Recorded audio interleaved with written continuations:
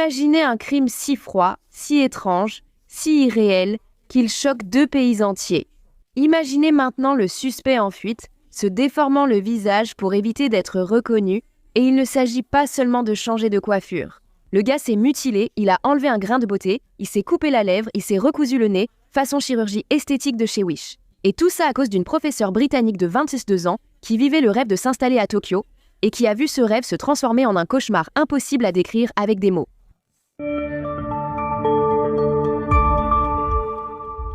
Salut à tous, je suis Sue, bienvenue sur la chaîne. Bonne année 2026 à tous nos abonnés et à notre beau peuple. Merci beaucoup pour votre soutien et votre aide. Vos vues, commentaires, partages et likes nous sont d'une grande aide. Et on est presque à 150 000 abonnés ici sur la chaîne et il y aura un live. Alors, partagez pour qu'on y arrive vite, d'accord? Allez, on passe à la vidéo. Bien que notre histoire se déroule au Japon, elle débute très loin. En Angleterre, à Coventry, une ville d'environ 350 000 habitants connue pour avoir été presque entièrement détruite pendant la Seconde Guerre mondiale, mais qui a été reconstruite avec succès et est devenue un pôle important. Bien située, avec un accès facile à plusieurs régions du pays. Et c'est de là que venait Lindsay Hawker.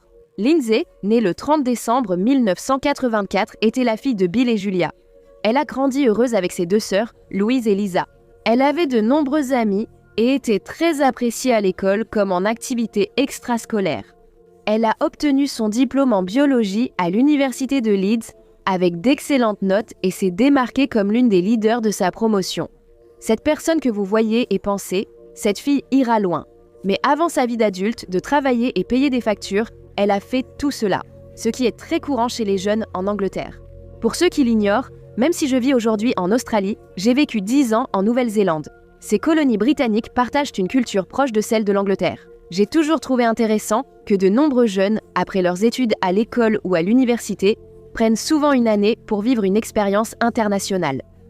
La majorité commence à travailler à temps partiel dès 15 ans. Après l'école, ils utilisent là cet argent pour voyager 1 an avant de rentrer et de commencer leur vraie vie. C'est ce que Lindsay a fait. Elle a choisi comme destination l'un de mes pays préférés, le Japon, le Japon, le Japon, le Japon. Elle a contacté une grande école privée d'anglais au Japon et sans expérience d'enseignement, a obtenu un poste pour y donner des cours d'anglais.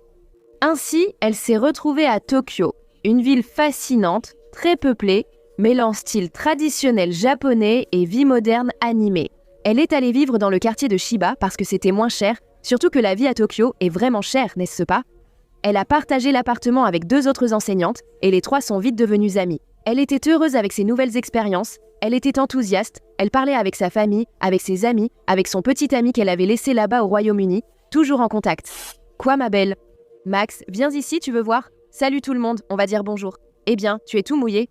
Pourquoi? Voyons si les gens pensent que tu as grandi, hein mon petit modèle. Elle restait en contact avec sa famille, ses amis et son petit ami au Royaume-Uni par message, appel ou Skype. Le bon côté de la technologie, c'est que même si on est de l'autre côté de la planète, on peut quand même atténuer un peu le manque. Elle appelait ses parents tous les jours et leur racontait sa journée, les nouveautés qu'elle vivait.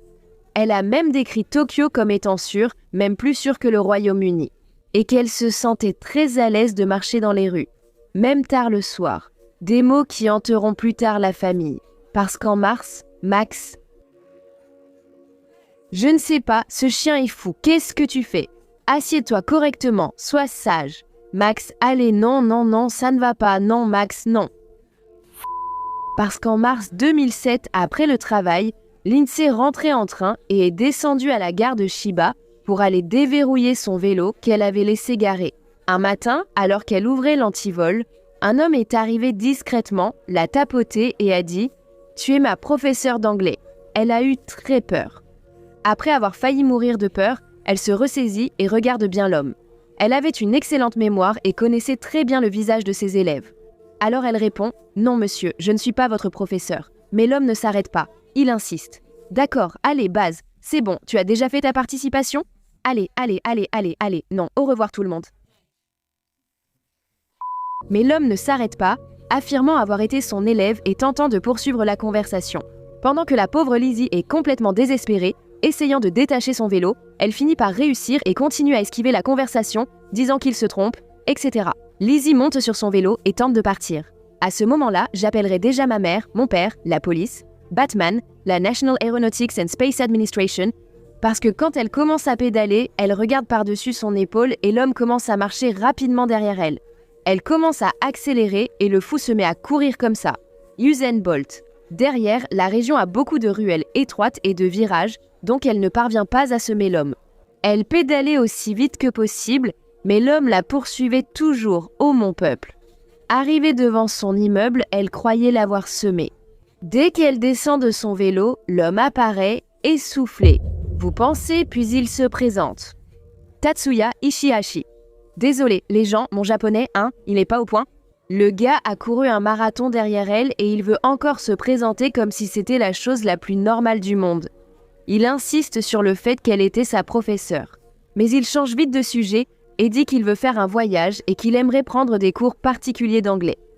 Il dit qu'il paie bien, propose de se voir dans un café pour la rassurer, mais cette offre soi-disant innocente a une ambiance de film d'horreur, tu vois. Lindsay refuse poliment, expliquant manquer de temps pour donner des cours.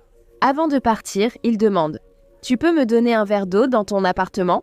J'ai trop couru et j'ai vraiment besoin d'un peu d'eau ici, les amis. Je ne lui reproche rien, d'accord ? Mais je panique dans ces moments-là. Ayant vécu longtemps à l'étranger, dans une culture britannique, je suis frappée par la naïveté des gens. Au Brésil, on vit dans la peur et la méfiance, même envers soi-même. Les gens d'ici sont très inconscients. Un couple rencontré une semaine nous a demandé de rester chez eux pour le petit déjeuner avant leur voyage. Imagine, il aurait suffi qu'on soit des enfoirés.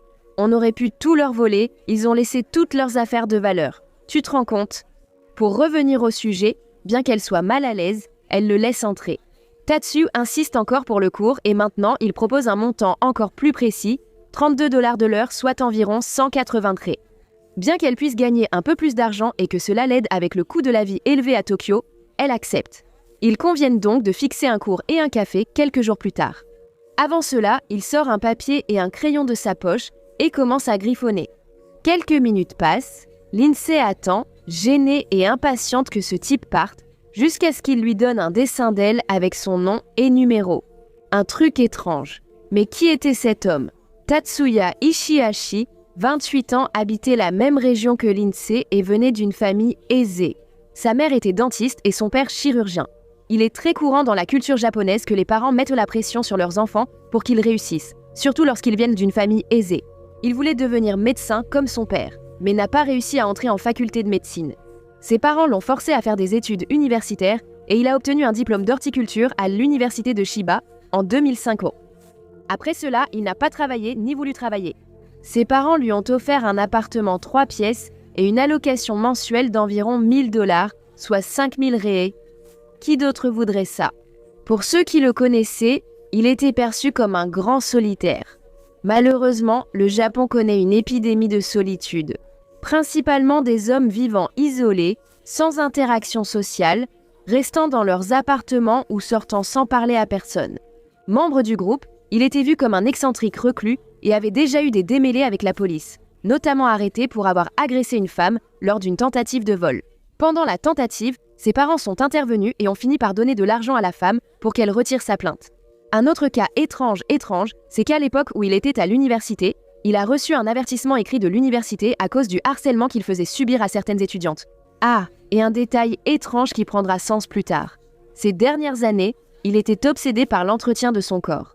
Il allait à la salle de sport, mais il ne faisait que courir sur le tapis roulant. Des témoins ont dit qu'il courait 25 km par jour sur le tapis roulant, puis partait sans adresser la parole à personne. C'est grâce à son côté sportif qu'il a pu courir après Lindsay, non ? Ce type n'était pas clair et ça finirait mal, vous ne trouvez pas ? C'est exactement ce qui s'est passé. Un jour, il a vu Lindsay dans la rue, est devenu obsédé et a commencé à la suivre.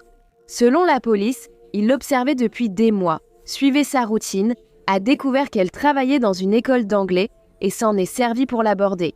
6 jours après leur première rencontre, Lindsay a appelé Tatsuya pour organiser le premier cours. Un samedi, ils avaient rendez-vous dans un café. Les images de vidéosurveillance les montrent discutant dans la file d'attente. Elle semble relativement calme, mais on peut voir qu'elle essaie de garder une certaine distance et même qu'elle recule un peu quand il s'approche trop. Le cours dure environ 1 heure. À la fin, Tatsuya fait son numéro habituel. Il cherche dans ses poches, feint la surprise et affirme avoir oublié son portefeuille chez lui. Il lui dit qu'elle habite près, à 5 minutes en voiture, et propose de prendre un taxi chez lui. Elle pense « Tu récupères ton argent et tu pars ». Le cours s'est déroulé calmement. Il semblait normal, donc elle se sent à l'aise et accepte.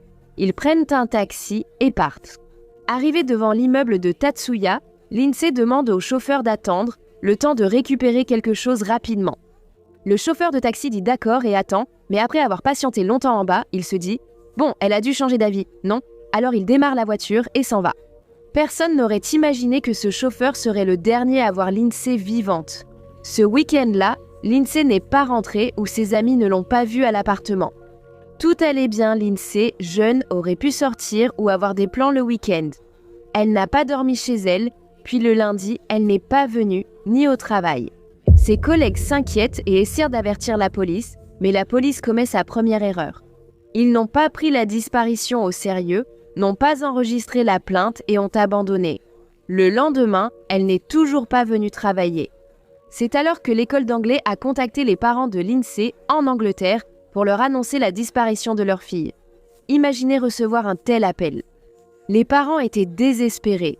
Le père, Bill, a appelé la police depuis l'Angleterre, et c'est seulement alors que l'enquête a vraiment commencé. Lui et le petit ami de Lindsay ont acheté des billets pour le Japon afin de suivre les recherches. Les policiers vont à l'appartement de Lindsay pour interroger ses amis qui y vivaient. Les amis ont parlé de l'homme étrange qui était venu à l'appartement il y a environ 1 semaine. Lindsay lui avait raconté l'histoire de cet homme qui l'avait poursuivi, courant depuis la gare jusqu'à son immeuble. Elles avaient oublié le nom de l'homme, mais en fouillant la chambre de Lindsay, la police a trouvé l'indice clé. C'était le dessin que Tatsuya lui avait offert, et sur le dessin figurait son nom, son adresse et son numéro de téléphone. Ainsi, la police se rend à l'appartement de Tatsuya. 2 policiers arrivent à l'immeuble vers 17h40, mais au Japon, la police ne peut même pas frapper à la porte d'un suspect sans mandat. Ils restent donc en surveillance. Un voisin de palier de Tatsuya a vu les policiers à la porte de l'appartement de Tokaya et leur a permis d'entrer chez lui.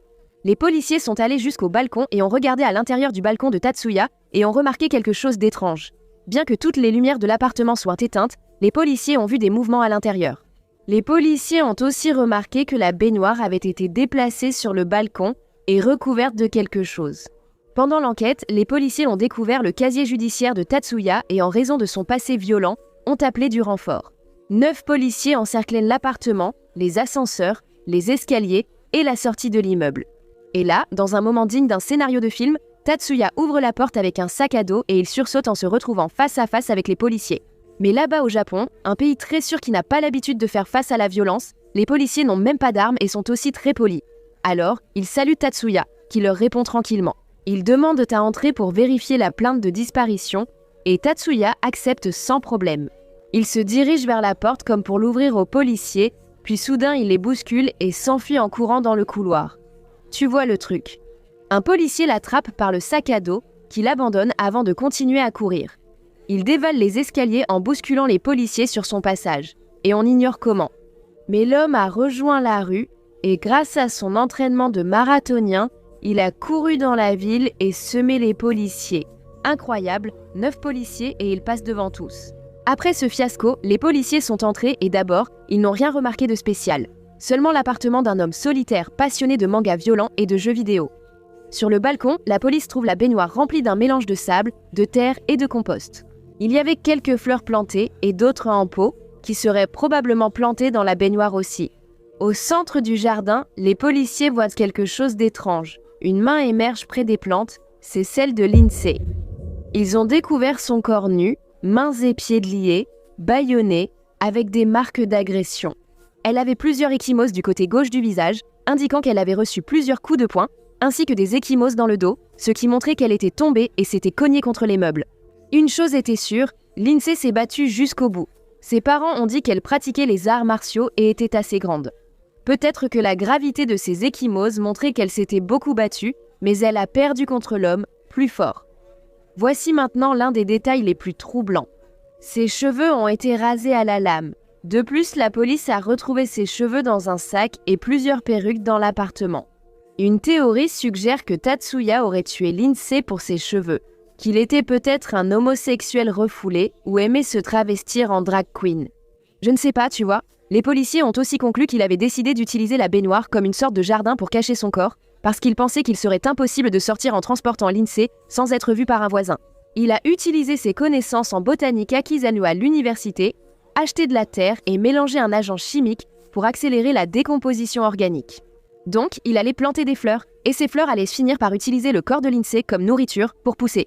Franchement, c'est vraiment bizarre. Si le crime avait réussi, il comptait vivre pendant des années en sachant que le corps de Lindsay était là, en train de se décomposer sur son balcon. Oh, quelle horreur! Le lendemain, Tatsuya Ishihashi est officiellement devenu l'un des hommes les plus recherchés du Japon. Des affiches avec des photos de son visage ont été placardées partout, et même des images grandeur nature ont été installées devant les magasins. Son visage était partout dans les journaux et à la télévision. Ils ont également diffusé des photos retouchées de lui, portant des perruques de femme, imaginant qu'il pourrait se déguiser ainsi. Une récompense d'environ 10 000 $, soit environ 50 000 reais, a été offerte pour toute information menant à la capture de Tatsuya. Grâce à cette incitation financière, la police a soudain reçu de nombreux appels sur de potentielles apparitions de Tatsuya. Malheureusement, toutes ces informations étaient fausses et n'ont mené à rien. Le temps passé, l'enquête s'est peu à peu refroidie. Des années se sont déjà écoulées depuis le crime et franchement, rien. L'homme a tout simplement disparu dans la nature. La famille de Lindsay était révoltée. Là-bas en Angleterre, ils accusèrent la police japonaise d'incompétence, à commencer par le fait d'avoir laissé l'homme s'échapper à pied de son appartement alors qu'il était entouré par 9 policiers. Mais ils ont vraiment été furieux quand la police japonaise a commencé à dire qu'ils pensaient que Tatsuya s'était suicidé. C'est pour ça que la police n'avait encore rien trouvé. La famille de la victime pensait que les autorités japonaises s'en servaient comme prétexte pour arrêter l'enquête et justifier l'incompétence de l'investigation. Alors, ils décident de prendre l'avion pour le Japon et de faire pression sur les autorités. Personnellement, ils passent à la télévision, donnent des interviews dans la rue en exigeant une résolution de l'affaire. Ayant perdu confiance dans la police japonaise, le père de Lindsay a même contacté les chefs de la Yakuza, la mafia japonaise. Les chefs de la Yakuza ont affiché leur solidarité et promis d'engager leurs hommes pour retrouver Tatsuya.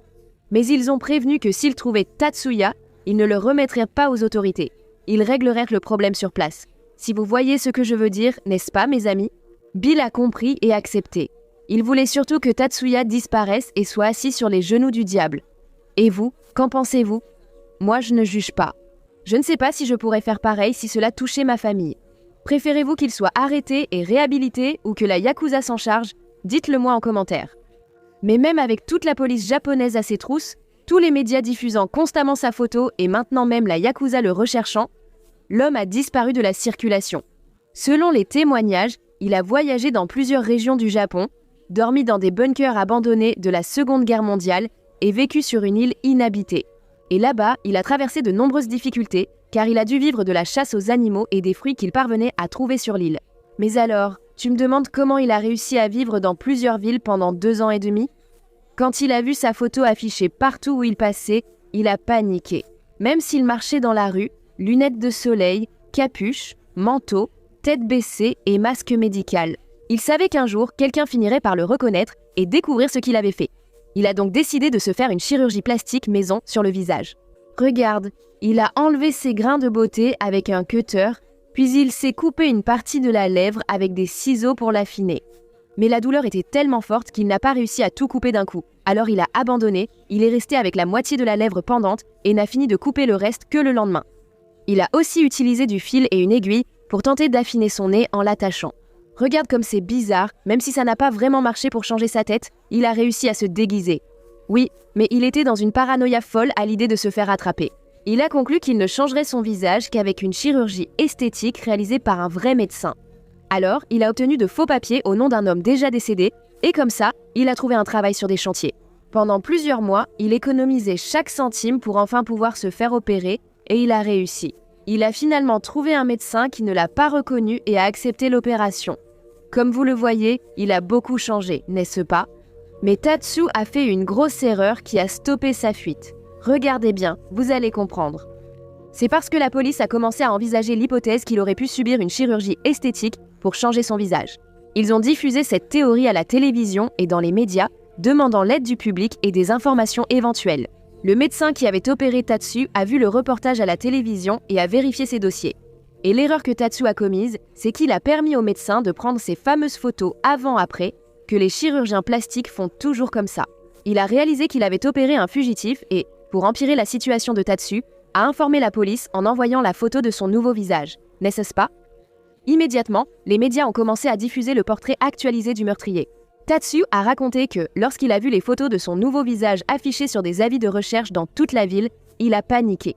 Tout ce travail, toutes ces galères qu'il avait vécues, n'avaient servi à rien. Immédiatement, il est entré dans un magasin qui vendait des articles de fête et a acheté un kit de déguisement qui comprenait une barbe, une moustache, du papier, ce genre de choses. Il a tenté de se déguiser et de fuir encore, se rendant au terminal du ferry à Osaka pour aller à Okinawa. Mais cette fois, cela a échoué.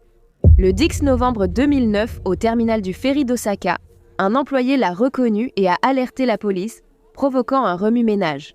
Quand il s'est vu entouré par les policiers, il n'a pas réagi, les policiers l'ont abordé et lui ont demandé son nom, et il a répondu « Oui, je suis Tatsuya Ishihashi ». Fin du jeu. Il est arrêté, initialement accusé seulement d'abandon de cadavre, mais peu après il a également été accusé de viol, ayant entraîné la mort et d'homicide.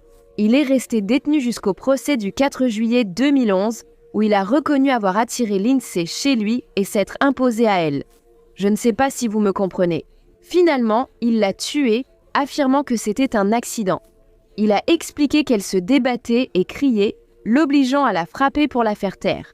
Il a prétendu avoir fait un massage cardiaque pour la réanimer, mais personne n'y a cru, moi non plus. Finalement, il a été condamné à la perpétuité. Au Japon, la peine de mort existe et la famille de Lindsay a réclamé cette condamnation. Le tribunal a jugé que cela ne s'appliquait pas, évoquant l'absence de condamnation antérieure et la possibilité de réhabilitation. Disent à ce juge de le ramener chez lui et de lui chanter Kumbaya pour voir si un jour ce monstre sera capable de revenir vivre en société. À la sortie du tribunal, la famille de Lindsay a fait une déclaration émouvante devant les caméras. Et le père a dit que même si la police japonaise l'avait déçu au début de l'enquête, il était très reconnaissant qu'ils aient réussi à arrêter un homme qui avait fait tant de mal à sa fille. Ça a été une longue et difficile bataille pour les Hawkers, mais la bataille est terminée. Nous avons travaillé sans relâche en famille, sans jamais abandonner. En ce qui concerne notre fille, nous n'avons jamais cédé, nous voulions la justice et nous l'avons enfin obtenue. Je voudrais également remercier la police japonaise. Après un début très désastreux dans l'affaire du meurtre de ma fille, ils ont finalement arrêté le coupable, ils ont travaillé sans relâche et ont finalement réussi à capturer l'homme qu'ils recherchaient. Nous sommes très soulagés que cette partie de notre vie soit terminée. Je peux aller sur la tombe de ma fille cet après-midi et lui raconter. Et maintenant vient la partie qui me met très en colère et je crois que toi aussi tu vas l'être. Tatsuya, peu avant le procès, a écrit un livre sur le temps qu'il a passé en fuite, une sorte de mémoire du fugitif. Le livre est devenu un best-seller et s'est vendu à plus de 100 000 exemplaires en seulement un mois. L'histoire a même été adaptée en film. Tatsuya a cédé à la famille de Lenz tous les droits d'auteur et les revenus des ventes de livres afin de les dédommager pour sa mort. Mais ils ont refusé, ils ont dit qu'ils ne voulaient rien qui vienne de ce monstre, n'est-ce pas? Mais alors tu me demandes pourquoi ce livre a eu autant de succès? C'est parce qu'Internet a fait ce qu'Internet sait faire de mieux, des groupes en ligne ont commencé à idolâtrer ce type. Tu peux y croire? Autant des hommes que des femmes adoraient Tatsuya, et pendant les années de sa cavale, ils postaient et espéraient qu'il ne soit jamais attrapé. Des femmes japonaises lui ont donné le titre de criminel le plus beau du Japon et l'appelaient le prince sombre. Et de nombreux jeunes hommes postaient en disant qu'ils aimeraient être comme lui. On est sérieuse, n'est-ce pas? Assez d'internet pour aujourd'hui, donc voilà mes amis. Qui d'autre a été énervé à la fin, hein? Mon Dieu, est-ce que vous avez aimé la vidéo?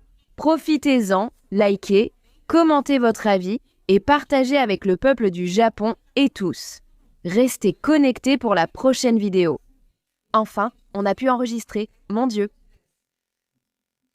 une enfant comme ça.